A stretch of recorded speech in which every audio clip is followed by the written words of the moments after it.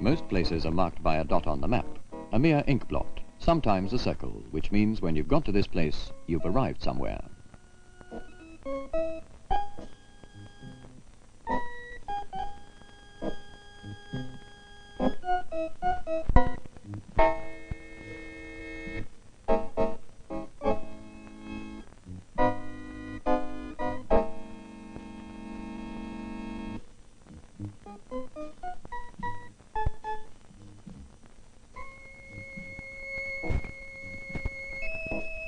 However, if you fly south from Tel Aviv or from Jerusalem for only about an hour, looking for that dot on the map, you begin to get the feeling that you're getting nowhere. Sand, sky, rocks, more sand, and then just sea. So, where are you?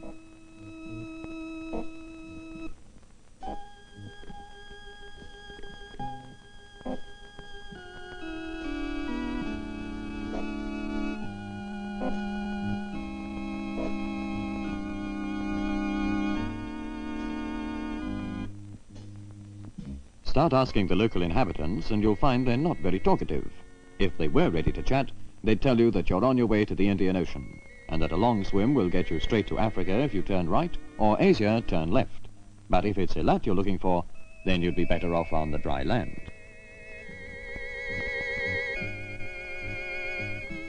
There are always those who want to get away from it all, those who think that you and I are intruding. They always try to find the quietest spot on the beach, or on the map.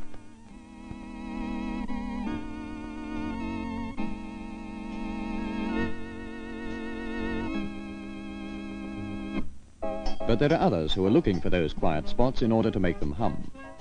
Take a sunny spot on the south coast, take a minimal annual rainfall and a warm climate free of humidity, take in fact sun, sea and sky, and you've got a blueprint for beaches, bathing and boats.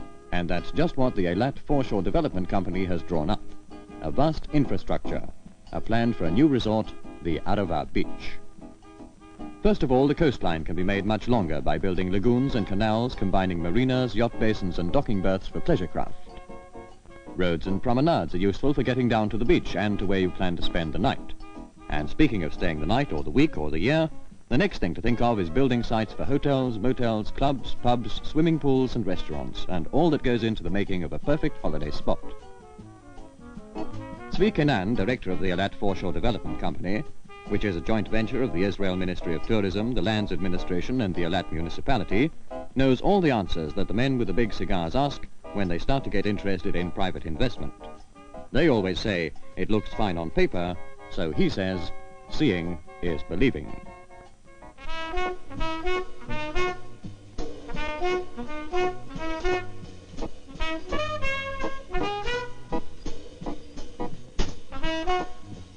What were lines and colored stripes on paper back in the office are here made life-size out of close-at-hand Negev desert rock. It's a simple matter to rule out a few white lines on a blue background, but when you draw them out in rock on water, you'll find that you've made your first lagoon, 80,000 square meters.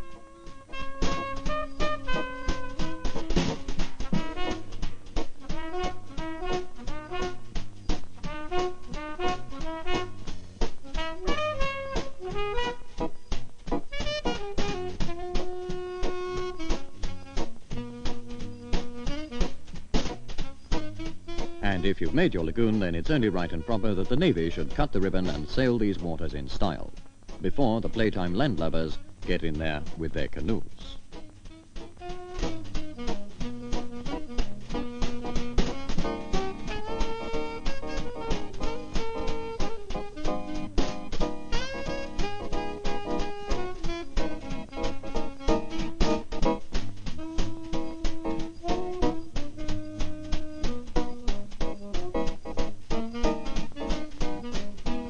Lay foundations, build rooms, invite guests, and before you know where you are, you're in the hotel business. And hotels have to be somewhere. So before you can reach for a mapper's pen, instead of that dot on the desert, you've got a real live town growing up. Eilat is really going places and has plenty of places to go to. Eilat has schools, houses, gardens, cinemas, supermarkets and office blocks shooting skywards. 1/3 of the town's population is engaged in the tourist trade. Southward, the seas lie open, Africa, Asia and the Far East, both for travel and for trade.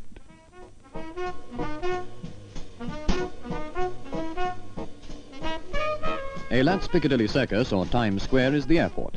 Here, everybody meets everybody who is anybody. In fact, before the town grew up, they used to call the runway Main Street, because 1 hour's flying time from Tel Aviv or Jerusalem makes the desert crossable for tourists of all ages.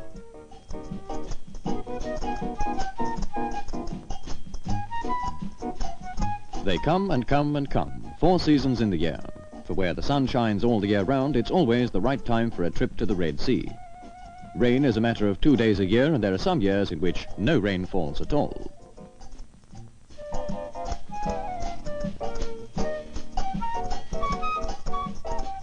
It's just 220 miles drive from Jerusalem, 212 from Tel Aviv, and 146 from Beersheba.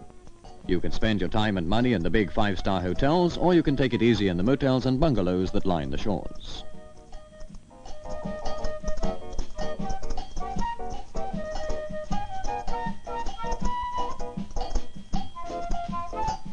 The air is pure and desert dry. That's what brings out the best in those who have trouble with their asthma or their rheumatism or their sinusitis. For, as you can see, Eilat has what it takes to take your mind off your troubles. There is no other resort so close to Europe with so much sunshine throughout the year.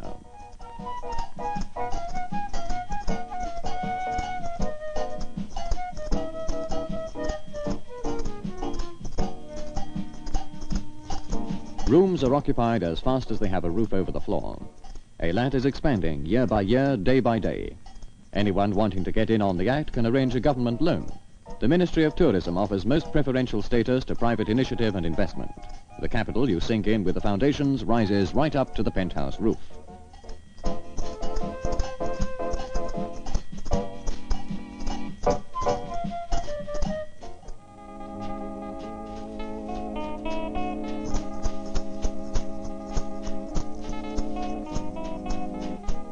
Those who come to Eilat always come back for a longer stay. There's so much to be up and doing. They take to the water like ducks, be it by sailing dinghy, by float, or on skis. Practice makes perfect, and in no time at all you learn to skim those blue waters that are calm and warm for virtually every day out of every calendar year. It's no bother taking a ducking when the water stays at 70-something Fahrenheit all the year round.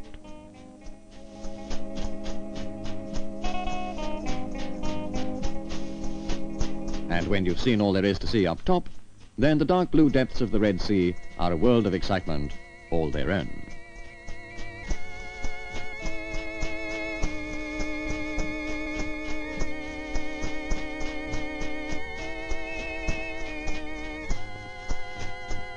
You can learn how to do it on the spot at the local diving school.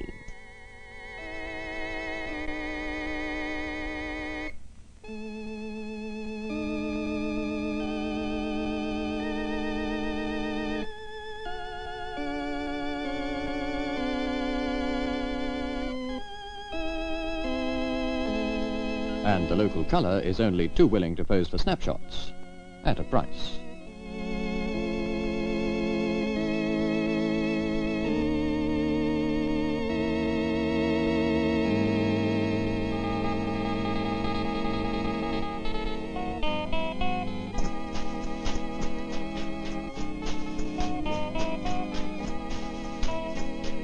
But if the James Bond black tights are not your style, then there's plenty to see by boat.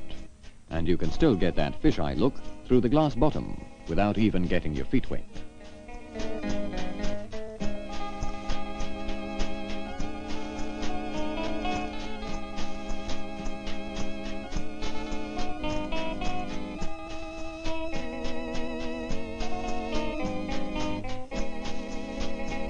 Back in the old days, the tourists who made it to Eilat would put up at the old Crusader Castle on the Coral Island.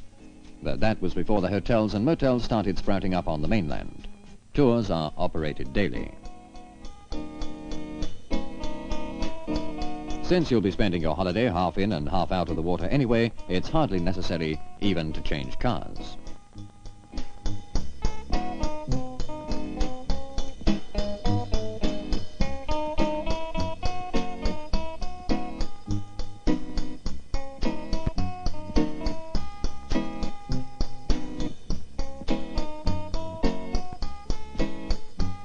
If you're set on a dry day, then there's a simple non-amphibious way of getting to the mysterious beauties of the Negev Desert close by, King Solomon's Pillars and the strangely sculptured rocks.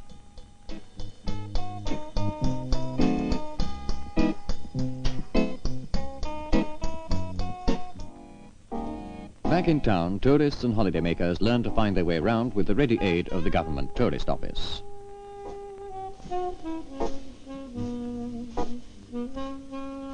There's nothing like touring for whetting the appetite, and almost any place in Eilat you can find the right way to placate the inner man. And after lunch you can shed a little excess weight by taking a look at what the shops have to offer.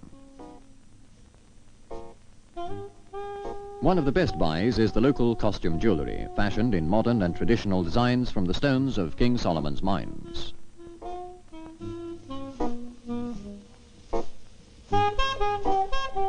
But when you're having fun, you never let up until it's time to go home. And home is somewhere you go when the other places close. Eilat by night is wide open for a good time, whatever your mood.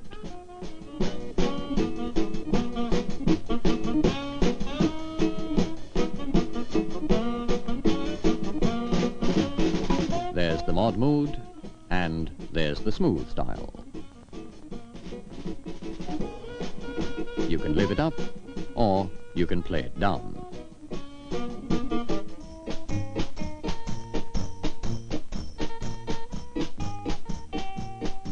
You can even get out in those wide open spaces back to nature, where men are men and beer is drunk from bottles.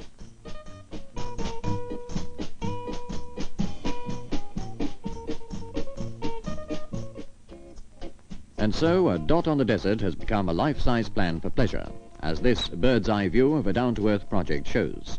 There's still lots more that can and will be done. The Ministry of Tourism has drawn up a long-term plan for far-sighted people. The more the view comes to look like the map, the more go-getting those maps become. Eilat is in a state of dynamic development. There are ideas here. Some of them have already been made real. And those who are interested in putting capital into dreams which come true are finding that this is the place. For the man with the plan, here's the place with the pace.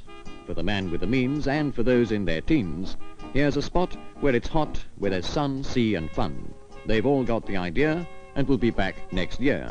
We'll move into top gear, so why not join us here? For there'll soon be much more on this Red Sea shore.